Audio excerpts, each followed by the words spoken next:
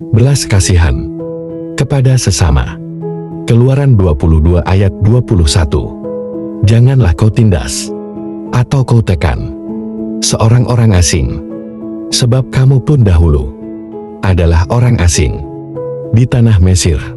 Ada 3 reaksi ketika kita menjumpai seseorang yang malang dalam hidupnya. Pertama, ada yang memandang rendah karena ia merasa dirinya lebih berkuasa. Kedua, ada yang merasa tidak peduli sehingga tidak merasa perlu untuk menolong. Dan ketiga, tergerak oleh belas kasihan sehingga mendorongnya untuk memberi pertolongan.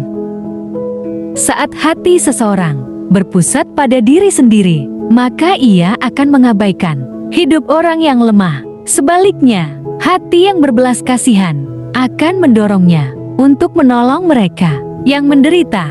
Di masa lalu, kehidupan para janda, orang asing, dan anak-anak yatim kerap diperlakukan dengan tidak adil.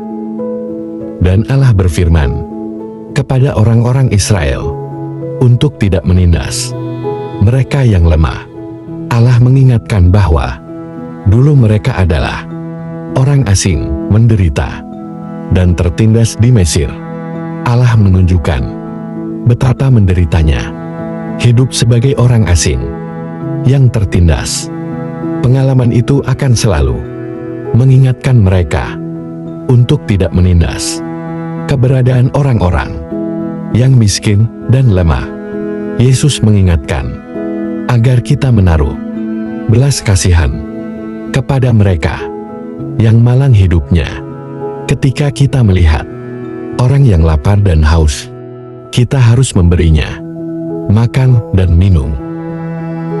Artinya, tanggung jawab untuk memperhatikan dan berbelas kasihan kepada para janda, anak-anak yatim, dan orang-orang lemah adalah panggilan kita sebagai orang-orang yang telah menerima belas kasihan dan anugerah Allah. Belas kasihan dan peduli kepada yang lemah adalah karakter Allah. Bapa kita pun sebagai umatnya, kita pun mewarisi karakter yang sama. Allah telah menunjukkan belas kasihan kepada kita.